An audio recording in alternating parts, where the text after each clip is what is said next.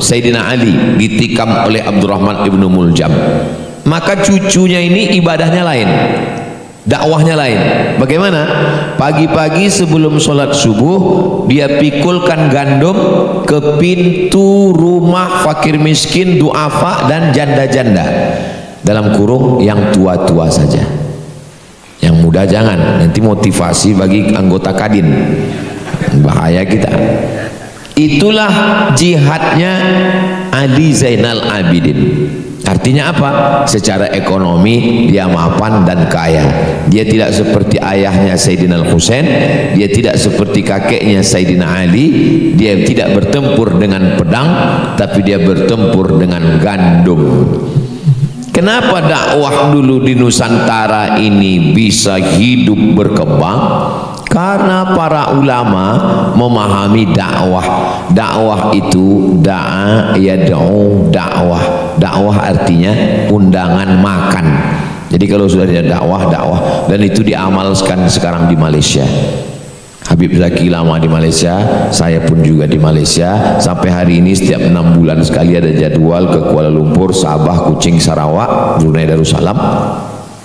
Memang setiap pengajian itu didap. Ini masjid, di belakang masjid itu ada kuali, ada dandang besar. Memang setiap ngaji makan. Jadi orang sudah makan, kenyang, ngaji, tanya jawab.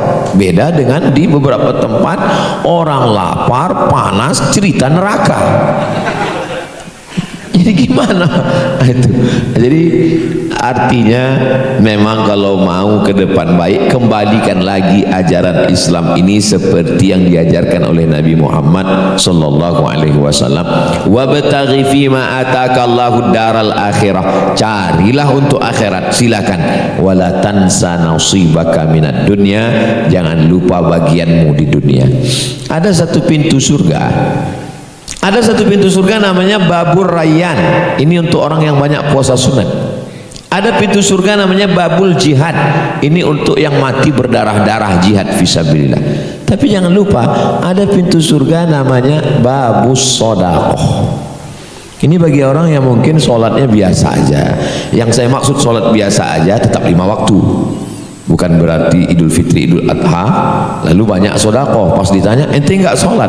Kata Ustaz Somad, sholat yang biasa aja, yang penting bisa masuk dari babus sedekah.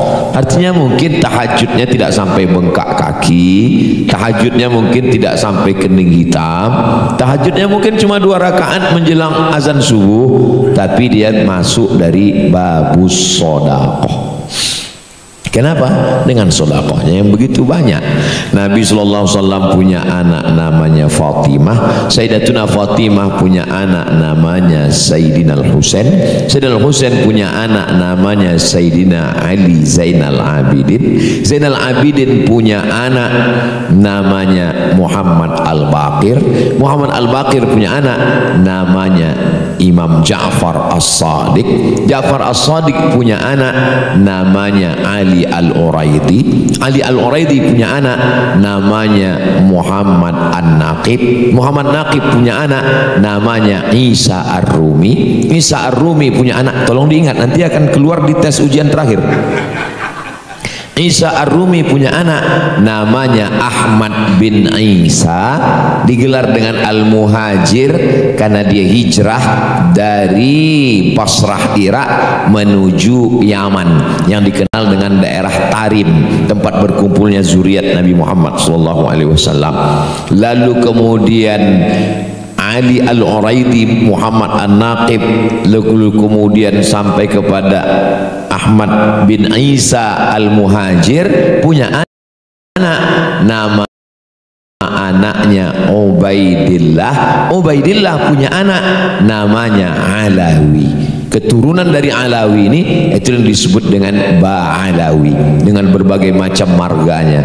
Ada As-Segab, ada bin Syihab, ada bin Syekh Abu Bakar, ada Al-Haddad, ada Al-Idrus. Mereka inilah yang sampai ke Nusantara, dan mereka ini di samping sebagai ulama, mereka adalah para tujar, pedagang, peniaga yang kaya raya. Itulah mereka yang sampai ke Tidore, ke Tirna, Ternate, sampai di Tidore Ternate saya ziarah ke makam Habib Albar. Lama saya merenung, saya aja naik pesawat sampai capek baru sampai. Bagaimana mereka dulu naik kapal kayu bisa sampai untuk mendakwahkan Islam sehingga seluruh wilayah ini bersyahadat asyhadu an la ilaha illallah wa asyhadu anna Muhammad